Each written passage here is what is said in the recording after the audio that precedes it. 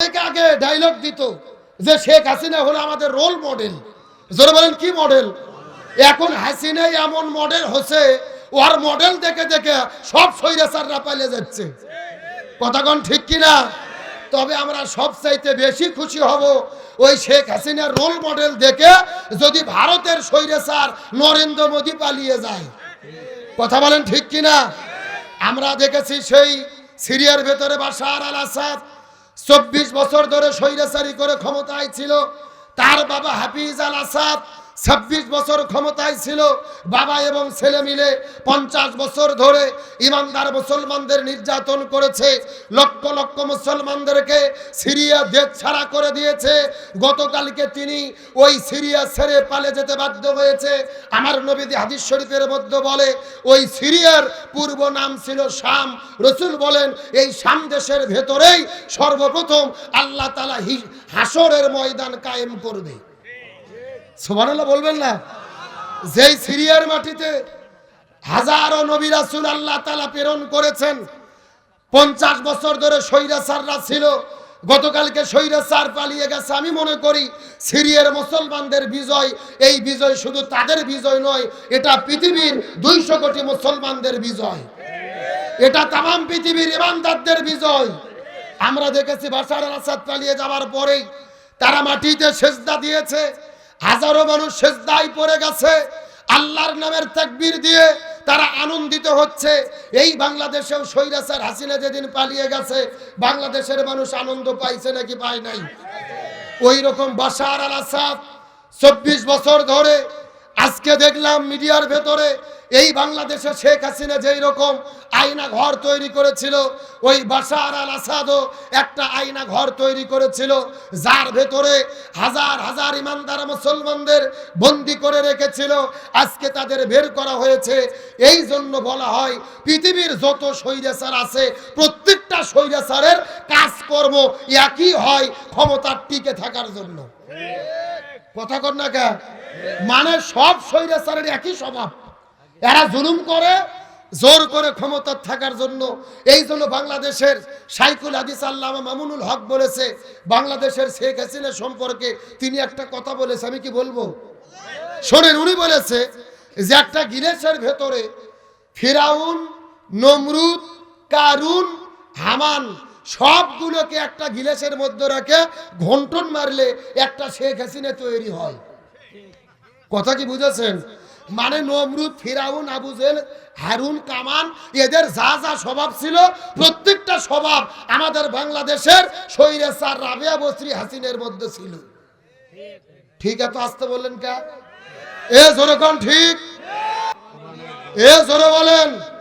আল্লাহর কোরআন বলেছেন আমাইয়াবতাগি গায়রাল ইসলামি দীনান ফালাই ইকবালা মিনহু ওয়া হুয়া ফিল আখিরাতি মিনাল খাসিরিন।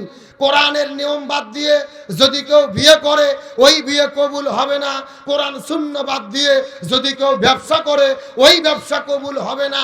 কোরআনের নিয়ম বাদ দিয়ে যদি কেউ রাজনীতি করে ওই রাজনীতি আল্লাহর দরবারে কবুল হবে না। তাহলে দল যদি করতেই হয়, রাজনীতি যদি করতেই হয়, কিসের রাজনীতি? আর শান্তি যদি পেতে চাই কি লাগবে? এ ছেলে বক্স কি বন্ধ করে দেছ? আমি বক্স বন্ধ করতে বলছি না, তো বন্ধ করো নি কেন? বললাম তো গলা টানতেছে। হালকা করে টন দাও, হালকা করে রিভাব দাও। জি, পরে জন্য দূর থেকে মাইক আমাদের কানের দিকে ঘুরে দাও। তারা জোরে বলেন শান্তির জন্য কি লাগবে? আর একটু জোরে বলেন। এই জন্য আল্লাহ সুবহানাহু ওয়া তাআলা বলেন ওয়ামান আরাদা আন যিকরি ফাইন্না লাহু মাঈশাতান দানকা ওয়া নাহশুরুহু ইয়াউমাল কিয়ামাতি আমা। আর জোরে বলেন আল্লাহু আকবার। সূরা তোহা 16 নম্বর পারা 19 নম্বর পৃষ্ঠার 13 নম্বর লাইন 124 নম্বর আয়াতে কারিমা তাফসীর ইবনে কাসিরের মধ্য থেকে বলতেছি, আল্লাহ তাআলা ডাক দেয়া বলে পৃথিবীর মানুষেরা গভীর মনোযোগ দিয়ে বোঝার চেষ্টা করো। এই জমিনের ভেতরে যদি তোমরা শান্তি পেতে চাও, এই কোরআনকে বাদ দিয়ে জীবনে তোমরা কখনো শান্তি পেতে পারবা না। বরং যদি কোরআন বাদ দিয়ে মানব রচিত তন্ত্র মন্ত্র দিয়ে জীবন পরিচালনা করো, আমি আল্লাহ তোমাদের জীবনটা অশান্তিতে ভরে দেব। আর কিয়ামতের ময়দানে আমি আল্লাহ তোমাদেরকে হাসরের মাঠে দুই চোখগুলোকে অন্ধ করে উঠাবো। কোরআন যারা মেনে চলবে না অশান্তি দেবে কে? আর তাদের দুই চোখকে বন্ধ করে কে উঠাবে? তাহলে যদি শান্তি চাই কি লাগবে? এই জন্য আল্লাহর কোরআন বলেছেন, ফামান তাবিয়া হুদায়া ফালা খাউফুন আলাইহিম ওয়ালা হুম ইয়াহজানুন। শান্তি যদি পেতে চাও কোরআন তোমরা মেনে নাও। এ বগুড়ার মুসলমান গভীর মনোযোগ। এই যে আপনারা লিখে দিয়েছেন আব্দুল সালাম যুক্তিবাদী, যুক্তিতে কিছু কথা আপনাদেরকে বোঝাই। মনে করেন বাংলাদেশে ঢাকা শহরে বিশাল বড় একটা পানির ট্যাঙ্কি আছে। যেরকম কিসের ট্যাঙ্কি? ওই ট্যাঙ্কির মধ্যে থেকে পাইপ দিয়ে দিয়ে বাংলাদেশের 64টা জেলায় পানি সাপ্লাই দেওয়া হয়। এখন ঢাকা শহরে যে পানির ট্যাঙ্কি আছে, ওই ট্যাঙ্কির ভেতরে একটা মরা বিড়াল মরিয়ে পৌঁছে গন্ধ উঠে আসে। একটা পাইপ আস্তে আস্তে আস্তে আস্তে আপনাদের ধূপচাচিয়াতে এসেছে। এখন বলেন তো পাইপ দিয়ে যে পানি বের হচ্ছে ভালো না গন্ধ? আরো ধরে বলেন। এখন গন্ধলা পানি বের হওয়ার পরে বগুড়া জেলার যত হুজুর আছে, মুফতি, মুহাদ্দিস, ইমাম, মুয়াজ্জিন, ফকি, সব হুজুরদেরকে ডাকতে পারে সেই হুজুরের গোষ্ঠীরা, এই যে গন্ধলা পানি বের হচ্ছে তোমরা ফু দিয়ে দিয়ে পরিষ্কার করো। হবে? এ যেরকম হবে। আচ্ছা, আপনাদের বগুড়া জেলার হুজুর তো দূরের কথা, কাবা শরীফের ইমামও যদি আছে পানির মধ্যে ফু দেয়, পানি পরিষ্কার হবে? আচ্ছা বলেন তো, পানি পরিষ্কার করতে গেলে কি পরিষ্কার করা লাগবে? ওই ঢাকা শহরের ট্যাঙ্কি পরিষ্কার করা লাগবে। এটা কি বুঝেছেন? এইবার আসল কথা শোনেন বগুড়ার মুসলমান। এই বাংলাদেশেও শান্তি প্রতিষ্ঠার একটা ট্যাঙ্কি আছে, যার নাম হলো সংসদ ভবন। আর ওই সংসদ ভবনের ভেতর থেকে বাবার আইন, চাচার আইন, খালার আইন, ফুপুর আইন, কার্ল মার্ক্সের আইন, লেনিনের আইন, পুতিনের আইন, সক্রেটিসের আইন, প্লেটোর আইন, ধর্মনিরপেক্ষতাবাদ, জাতীয়তাবাদ, এই বাংলার জমিনে সোশ্যালিজম, ক্যাপিটালিজম, ভারতের আইন, ব্রিটিশের আইন, এই বাংলার জমিনে যত মানব রচিত তন্ত্র মন্ত্র আছে, প্রত্যেকটা তন্ত্র মন্ত্রকে বাতিল করে ওই সংসদের ভেতরে কোরআন ঢুকাইয়া যতদিন পর্যন্ত কোরআন দিয়ে বাংলাদেশ পরিচালিত না হবে ততদিন পর্যন্ত এই জমিনের ভেতরে শান্তি আসতে পারে না, পারে না, পারে না। সুতরাং বাংলাদেশের শান্তি কায়েমের জন্য এই কোরআন দিয়ে বাংলাদেশ চলুক, এটাকে আপনারা চান? কারা কারা চান? দুটি হাত আল্লাহকে তুলে দেখান।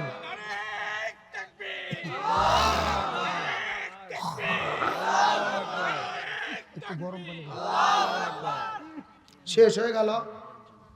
এরম তাকবীর দিলে তো স্বৈরাচার আবার আসবে। এ ভেতর থেকে একজন ভালো করে স্লোগান দেন তো দেখি। এ হুজুর আপনি তাকবীর দেন তো দেখি, তাকবীর দেন। নারায়ে তাকবীর, আল্লাহু আকবার। নারায়ে তাকবীর, আল্লাহু আকবার। নারায়ে তাকবীর, আল্লাহু আকবার। আপনাদের কি কষ্ট হয়? মন খারাপ করেন? আলোচনা কি চলবে? শেষ পর্যন্ত থাকবেন তো ইনশাআল্লাহ? দেখি থাকবেন না কারা কারা একটু হাত তোলেন। এই হলো হুজুগে বাঙালি। যাই বলে আইরে তারই সাথে যাই রে, বোঝা শোনা নাই রে। এরকম হলে হবে না। সত্য সত্য শেষ পর্যন্ত থেকে আখিরি মোনাজাত করে কারা কারা যেতে চান টান টান করে দুটো হাত আল্লাহকে তুলে দেখান। লিল্লাহি তাকবীর। এ সাউন্ড হয়নি, হাত সবাই উঠান দেখে। ছেলে হাত উঠাও। এ মাঝখানে বড় ভাই হাত উঠান দেখে, সবাই উঠানে। এ বড় ভাই উঠানে, সবাই একটু গলা কাকা দেন তো দেখে। লিল্লাহি তাকবীর। আল কোরআনের আলো, আল হাদিসের আলো, দুনিয়ার মুসলিম ইসলামের শত্রুরা কোরআন আছে যেখানে, হাদিস আছে যেখানে, লিল্লাহি তাকবীর। আলহামদুলিল্লাহ বলেন। আপনারা সবাই কিন্তু হাত তুলে ওয়াদা করলেন শেষ পর্যন্ত থাকবেন। এখন না থাকে যদি উঠে চলে যান ওয়াদা ভঙ্গ করা কিসের লক্ষণ? আরেকটু জোরে বলেন। আপনারা কি মুনাফিক হতে চান? মুনাফিক হতে চান কি চান না এটা মুনাজাতের আগে বোঝা যাবে। জোরে বলেন কিসের আগে? মোনাজাতের আগ পর্যন্ত লক্ষ্য করে দেখেন কারা কারা উঠে উঠে চলে যায়। যারা যারা উঠে যাবে মনে করবেন এরাই হলো ওই গ্রুপের লোক। আল্লাহ তাআলা শেষ পর্যন্ত থাকার তৌফিক দিক, বলেন আমিন। এই যে চেয়ারে বসে আছে এরা কারাই ছেলে পেলে, এই মাঝখানে ফাঁকা মিল করো তো দেখি। এই ফাঁকার মধ্যে এসে বসো জি। আসেন আসেন সবাই বসে পড়েন। আলোচনা চলছে। এ বগুড়া ডুবছে চেয়ার মুসলমান গভীর মনোযোগ। গত 16 বছরে অনেক কথা আমাদের অন্তরে জমা আছে, আমাদেরকে জালেমেরা বলতে দেয়নি। মাহফিলের মধ্যে মাইক পর্যন্ত কেড়ে নিয়েছে। এরকম ঘটনা ঘটছে নাকি ঘটে নাই? তবে গতকালকে একটা আনন্দের বিষয় আমরা দেখেছি। আমাদের বাংলাদেশের স্বৈরাচার হাসিনা যেই পথে পালিয়ে গেছে, যেইভাবে পালিয়ে গেছে, একই রকম ভাবে ওই সিরিয়ার 24 বছরের স্বৈরাচার ছিল বাশার আল আসাদ, তিনিও গতকালকে ইসলামপন্থী মুজাহিদরা রাজপথে যখন নেমেছে তিনিও ক্ষমতা ছেড়ে পালিয়ে যেতে বাধ্য হয়েছে। চিৎকার করে বলেন আলহামদুলিল্লাহ। আরো জোরে বলেন আল্লাহু আকবার। অনেকে আগে ডায়লগ দিত যে শেখ হাসিনা হলো আমাদের রোল মডেল। জোরে বলেন কি মডেল? এখন হাসিনা এমন মডেল হচ্ছে, ওর মডেল দেখে দেখে সব স্বৈরাচাররা পালিয়ে যাচ্ছে। কথাগণ ঠিক কিনা? তবে আমরা সবচাইতে বেশি খুশি হব ওই শেখ হাসিনার রোল মডেল দেখে যদি ভারতের স্বৈরাচার নরেন্দ্র মোদী পালিয়ে যায়। কথা বলেন ঠিক কিনা? আমরা দেখেছি সেই সিরিয়ার ভেতরে বাশার আল আসাদ 24 বছর ধরে স্বৈরাচারী করে ক্ষমতায় ছিল। তার বাবা হাফিজ আল আসাদ 26 বছর ক্ষমতায় ছিল। বাবা এবং ছেলে মিলে 50 বছর ধরে ইমানদার মুসলমানদের নির্যাতন করেছে। লক্ষ লক্ষ মুসলমানদেরকে সিরিয়া দেশ ছাড়া করে দিয়েছে। গতকালকে তিনি ওই সিরিয়া ছেড়ে পালিয়ে যেতে বাধ্য হয়েছে। আমার নবীজি হাদিস শরীফের মধ্যে বলে ওই সিরিয়ার পূর্ব নাম ছিল শাম। রাসূল বলেন এই শাম দেশের ভেতরেই সর্বপ্রথম আল্লাহ তাআলা হাসরের ময়দান কায়েম করবে। সুবহানাল্লাহ বলবেন না? যেই সিরিয়ার মাটিতে হাজারো নবী রাসূল আল্লাহ তাআলা প্রেরণ করেছেন। 50 বছর ধরে স্বৈরাচাররা ছিল। গতকালকে স্বৈরাচার পালিয়ে গেছে। আমি মনে করি সিরিয়ার মুসলমানদের বিজয়, এই বিজয় শুধু তাদের বিজয় নয়, এটা পৃথিবীর 200 কোটি মুসলমানদের বিজয়। এটা তামাম পৃথিবীর ইমানদারদের বিজয়। আমরা দেখেছি বাশার আল আসাদ পালিয়ে যাওয়ার পরেই তারা মাটিতে সেজদা দিয়েছে। হাজারো মানুষ সেজদায় পড়ে গেছে। আল্লাহর নামের তাকবীর দিয়ে তারা আনন্দিত হচ্ছে। এই বাংলাদেশেও স্বৈরাচার হাসিনা যেদিন পালিয়ে গেছে বাংলাদেশের মানুষ আনন্দ পাইছে নাকি পায় নাই? ওই রকম বাশার আল আসাদ 24 বছর ধরে, আজকে দেখলাম মিডিয়ার ভেতরে এই বাংলাদেশে শেখ হাসিনা যেই রকম আয়না ঘর তৈরি করেছিল, ওই বাশার আল আসাদও একটা আয়না ঘর তৈরি করেছিল, যার ভেতরে হাজার হাজার ইমানদার মুসলমানদের বন্দী করে রেখেছিল। আজকে তাদের বের করা হয়েছে। এই জন্য বলা হয় পৃথিবীর যত স্বৈরাচার আছে প্রত্যেকটা স্বৈরাচারের কাজকর্ম একই হয়, ক্ষমতার টিকে থাকার জন্য। কথা কর না কে? মানে সব স্বৈরাচারের একই স্বভাব। এরা জুলুম করে জোর করে ক্ষমতা থাকার জন্য। এই জন্য বাংলাদেশের শাইখুল হাদিস আল্লামা মামুনুল হক বলেছে বাংলাদেশের শেখ হাসিনা সম্পর্কে তিনি একটা কথা বলেছে, আমি কি বলবো শোনেন। উনি বলেছে যে একটা গিলাসের ভেতরে ফিরাউন, নমরুদ, কারুন, হামান সবগুলোকে একটা গিলাসের মধ্যে রেখে ঘন্টন মারলে একটা শেখ হাসিনা তৈরি হয়। কথা কি বুঝেছেন? মানে নমরুদ, ফিরাউন, আবু জেহেল, হারুন, কামান এদের যা যা স্বভাব ছিল প্রত্যেকটা স্বভাব আমাদের বাংলাদেশের স্বৈরাচার রাবেয়া বসরি হাসিনের মধ্যে ছিল। ঠিক এত আসতে বললেন কে? এ জোরে কোন ঠিক? আরো জোরে ঠিক। এখন তারা আবার চক্রান্ত করতেছে ফিরে আসার জন্য। বলতেছে আমি ভারতের সীমান্তের কাছে আছি, যে কোনো সময় চট করে ঢুকে পড়তে পারি। আমরা বলতেছি আপা এটা তো আপনার বাবার দেশ, আসেন আপনি চট করে ঢোকেন, আপনি চট করে ঢুকবেন, আমরাও আপনাকে ফট করে আয়না ঘরে ঢুকে দেব। এ কথা কন না গা? বুবু আইবা, তুমি আইবা গো, এইবার আইসা বুবু ক্ষমতা পাইবা না। ঠিক না বললে ওয়াজ হবে না, জোরে কোন ঠিক, আরো জোরে ঠিক।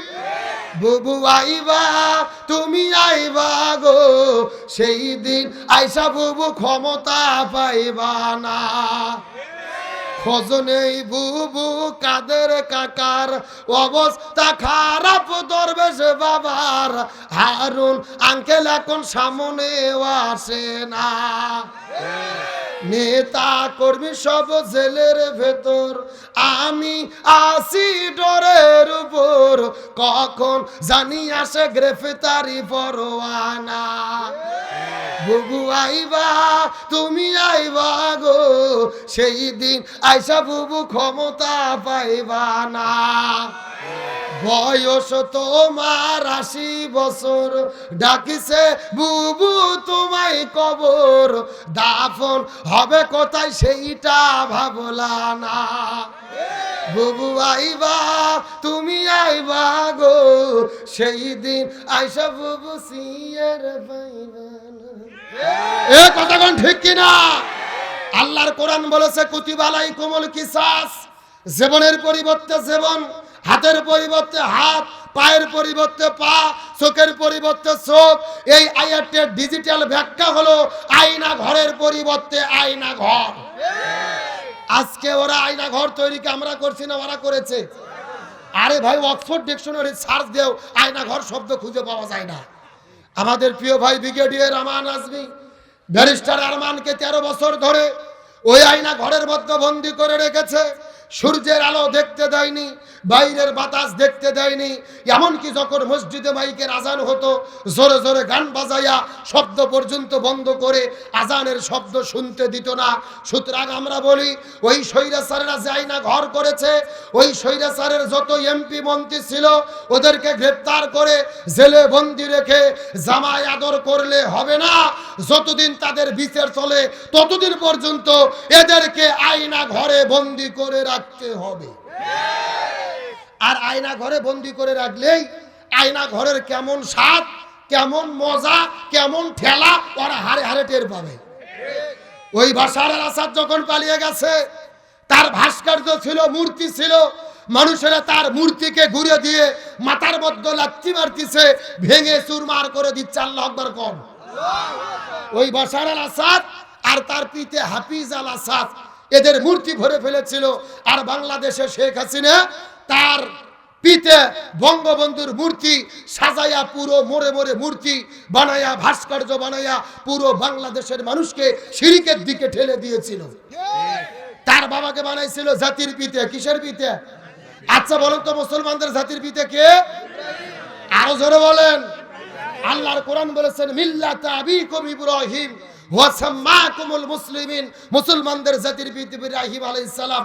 আর তারা বঙ্গবন্ধুকে জাতির পিতা বানাইছে। আল্লাহর কি খেলা! হাসিনা যেদিন পালিয়ে গেল, 5 মিনিটের ভেতরে সব বঙ্গবন্ধুর ভাস্কর্য মিয়া সাকার। এগুলো কার খেলা? আমার মনে বলে আল্লাহ শিরককে সহ্য করে নাই। তাহলে চিৎকার করে বলেন, শান্তির জন্য কি লাগবে? গভীর মনোযোগ, ভালো করে বোঝেন। আজকের আলোচনার মূল আলোচনার দিকে লক্ষ্য করেন। চিৎকার করে বলেন, আল্লাহ আমাদেরকে সৃষ্টি করেছে, এর পেছনে আল্লাহর একটা উদ্দেশ্য আছে না নাই? উদ্দেশ্য কি? ওয়ামা খলাকতুল জিন্না ওয়াল ইনসা ইল্লা লিয়াবুদুন। আল্লাহ বলেন, আমি মানুষ এবং জিনকে সৃষ্টি করেছি আমার ইবাদত করার জন্য। সুবহানাল্লাহ কোন। আজকের আলোচনার মূল সাবজেক্ট হলো আল্লাহর কাছে সবচেয়ে প্রিয় আমল কোনটি? আল্লাহর কাছে সবচেয়ে প্রিয় ইবাদত কোনটি? আমাদের বগুড়া জেলার কিছু কিছু মানুষের ধারণা শুধু নামাজ পড়ার নাম ইবাদত, হজ করার নাম ইবাদত, জিকির করার নাম ইবাদত। গভীর মনোযোগ, ভালো করে বুঝবেন। নামাজ, রোজা, হজ, যাকাত অবশ্যই ইবাদত, কিন্তু আল্লাহর কাছে সবচেয়ে দামি ইবাদত হলো এই জমিনে দ্বীন প্রতিষ্ঠার আন্দোলন করা, কোরআন বিজয়ের কাজ করা, ইকামতে দ্বীনের কাজ করা। এখন মনের মধ্যে প্রশ্ন জাগতে পারে, হুজুর সারা জীবন ওয়াজ শুনলাম, নামাজ রোজা হজ জাকাত এগুলো হলো আসল ইবাদত। আর আপনি বলতেছেন কোরআন বিজয়ের আন্দোলন করা, ইসলামী আন্দোলন করা আল্লাহর কাছে সবচেয়ে প্রিয়। কারণ কি? যুক্তিটা বোঝেন। বর্তমানে বাংলাদেশে তাবলীগ নামে একটা দল আছে না নাই? আরে কথা না বলে ওয়াজ হবে না ভাই, আছে না নাই? এই তাবলীগ গুলো মসজিদে মসজিদে যায়, মানুষের গায়ে হাত দিয়ে বলে ভাই নামাজ পড়েন, বহুত ফায়দা, বহুত নেকি। আচ্ছা বলেন তো, এই তাবলীগের কি কোনো বিপদ বাংলাদেশে আছে? নাই। আচ্ছা বলেন তো, বাংলাদেশে জিকির পার্টি আছে না নাই? কথা কয় না। আরে বাংলাদেশে যত জিকির চলে, এত জিকির পৃথিবীর কোনো দেশে চলে না। যেই রকম পীর ওই রকম তরিকা, ওই রকম জিকির, আছে না নাই? আমি কি বলবো, দুই একটা বলবো? আল্লাহর ওলি খাজা বাবা, বিশ্বের ওলি খাজা বাবা, ফরিদপুরের কেবলা জাগান তোমার জন্য কান্দে বাবা, লক্ষ জাকের এ কথা কোন দুই কান্তর দুই ফেরেশতা আছে না নাই? দুই ফেরেশতা কলম বার করে শুধু দাঁত দিয়ে কামড়াচ্ছে।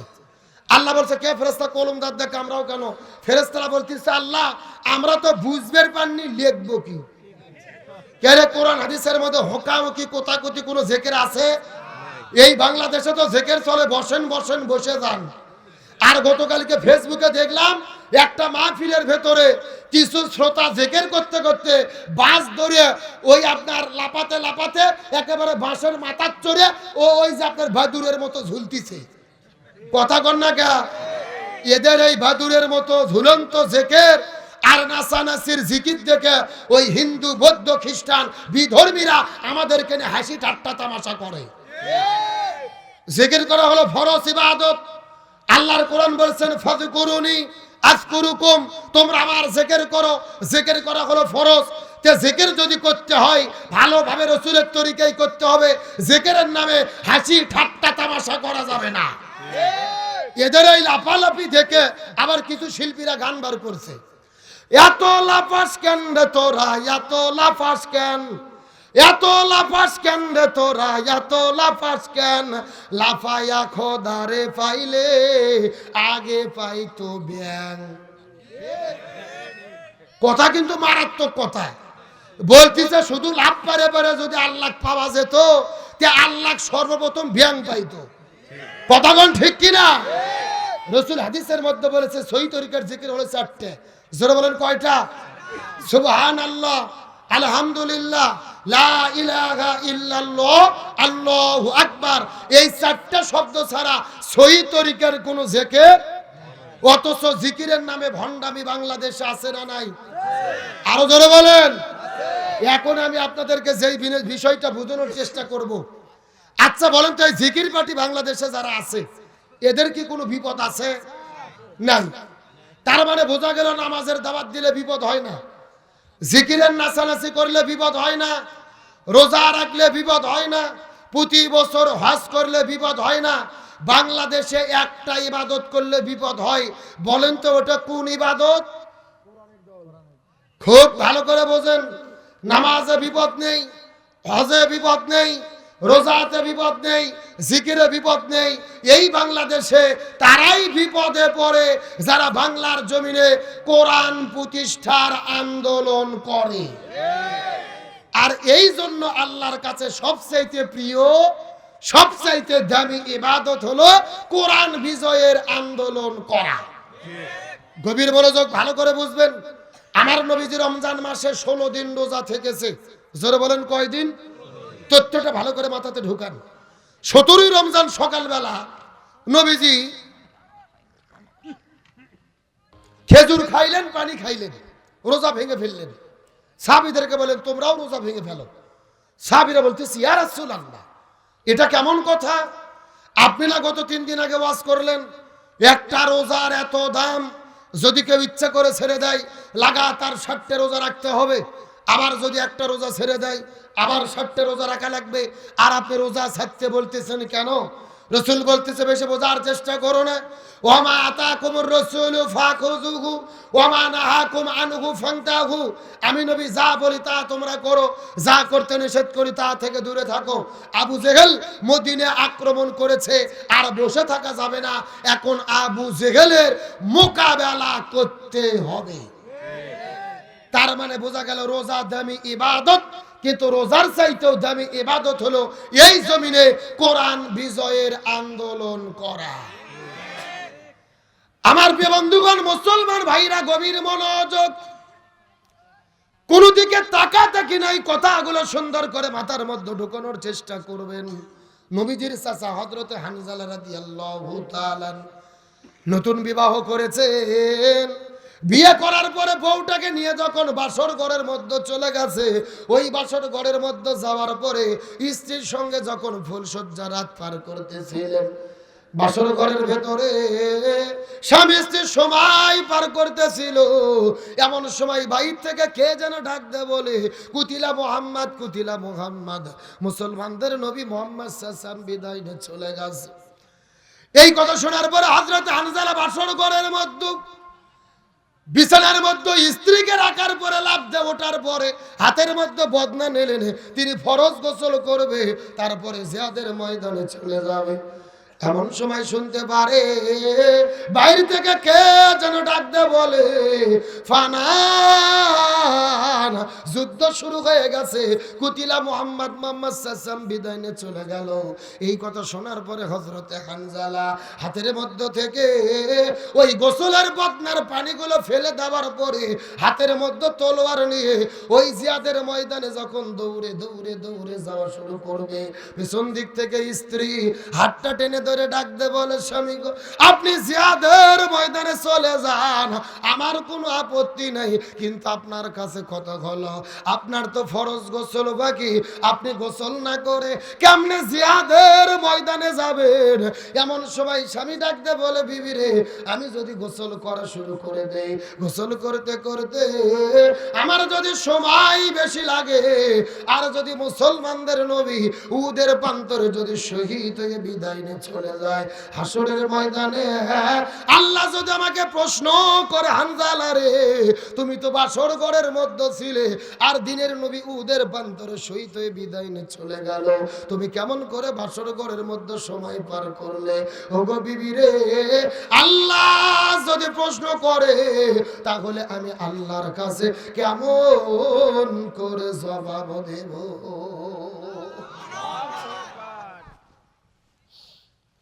আমার প্রিয় বন্ধুগণ, মুসলমান ভাইরা গভীর মনোযোগ, এই কথা বলার পরে হযরত হানজালা বাসর ঘরের মধ্যে নতুন বউটা রাখার পরে হাতের মধ্যে তরোয়াল নিয়ে আস্তে করে দৌড়াইতে দৌড়াইতে উহুদের প্রান্তরের মধ্যে চলে গেলেন। উহুদের প্রান্তরে যাওয়ার পরে যেহেতু তার ফরজ গোসল বাকি ছিল, ফজর নামাজটাও তিনি পড়তে পারলেন না, জোহরও পড়তে পারলেন না, আসর নামাজটাও তিনি পড়তে পারলেন না। এক নয়, দুই নয়, 3 ওয়াক্ত নামাজ কাজা হয়ে গেল। একদিকে ফরজ গোসল বাকি, আর একদিকে 3 ওয়াক্ত ফরজ নামাজ বাকি। যুদ্ধ করতে করতে কয়েকজন কাফিরকে বিদায় করে দিয়েছে। নিজে বিদায় করে দিতে দিতে আসর নামাজের পরে মাগরিবের নামাজের কিছু সময় আগে পেছন দিক থেকে একটা ঘাতকটা বের হওয়ার পরে আস্তে করে হানজালার পেছনে চলে গেলেন। পেছন দিক থেকে এমন জোরে ঘাড়ে আঘাত করেছে, হানজালা রাদিয়াল্লাহু তাআলা মাটির মধ্যে পড়ে গেলেন। তার ঘাড়ের মধ্যে থেকে ঝরঝর ঝরঝর করে রক্ত পড়তে পড়তে ওই হানজালা ওই বাসর ঘর থেকে আসার পরে উহুদের প্রান্তরের ভেতরে হানজালা শহীদ হয়ে বিদায় নিয়ে চলে গেলি। এ বগুড়া দুপচাচিয়ার মুসলমান গভীর মনোযোগ, শুধুমাত্র নবীর সাহাবী হানজালা নয়, উহুদের প্রান্তরে 1 নয় 2 নয়, নবীজির 70 জন সাহাবী শহীদ হয়ে গেছে। আজকেও যারা মক্কা মদিনায় হজ আর উমরা করতে চলে যান, উহুদ পাহাড়ের কাছে গেলে কিন্তু দেখা যায় উহুদ পাহাড়ের নিচে একই জায়গায় 70 জন সাহাবীর কবর কিন্তু নবীজি নিজে হাতেই দিয়ে রেখেছে। শুধুমাত্র নবীজির সাহাবীরা বিদায় নিয়ে গেছে তা নয়, আমি মদিনায় যাওয়ার পরে লক্ষ্য করে দেখলাম ওই মদিনার মধ্যে যতগুলো পাহাড় দেখা যায়, ওই মদিনায় হাজার হাজার পাহাড় দেখা যায়, কোন পাহাড় কিন্তু এত লাল না। উহুদ পার্কে যত পরিমাণ লাল দেখা যায়, কোন পাহাড় কিন্তু লাল না। উহুদ পাহাড় কেন এত লাল কেন দেখা যায়? আমি মদিনার মানুষদেরকে জিজ্ঞেস করে বললাম, হে মদিনার মানুষেরা রে, উহুদ পাহাড় এত লাল কেন হলো? মদিনার মানুষগুলো তখন আমাকে জিজ্ঞেস করে প্রশ্নের উত্তর দিয়ে ডাক দিয়ে বলে, হুজুর, আমরা কিতাবের মধ্যে পড়েছি, পূর্বপুরুষদের কাছে শুনেছে, আমাদের নবী উহুদের ময়দানে যখন যুদ্ধ করতে গেছে, ওই কাফের বেঈমানদের সঙ্গে যখন যুদ্ধ করতেছিল, আমার নবীজির মাথার উপরে কাফেরেরা যখন আঘাত করেছে, নবীজির মাথার হেলমেটটা ভেঙে দাঁতের মধ্যে ঢুকেছে, নবীজির দন্দর মোবারক শহীদ হয়ে গেল। দাঁতের মধ্যে থেকে রক্ত বের হওয়ার পরে ঝরঝর ঝরঝর করে যখন মাটির মধ্যে রক্ত পড়া শুরু করলো, নবীজির একটা ফোঁটা রক্ত যখন মাটিতে পড়েছে, ওই পুরো মদিনা থরথর থরথর থরথর থরথর থর করে কাঁপা শুরু করেছে। এমনকি নবীজির মুখে এক ফোঁটা রক্ত যখন উহুদ পাহাড়ের পাদদেশে পড়েছে, পুরো উহুদ পাহাড়টা কাঁপতে কাঁপতে কাঁপতে কাঁপতে কাঁপতে কাঁপতে ওই সাদা আর কালো থেকে লাল আকার ধারণ করেছে। আমি নবী না চিনিলাম, কি ভুল করিলাম, আমি নবী না চিনিলাম, কি ভুল করিলাম, ভস্মে ঢালিলাম ঘি, মানুষ হইয়া জন্ম লইয়া মানুষের করিলাম কি, আমি মানুষ হইয়া জন্ম লইয়া মানুষের করিলাম কি।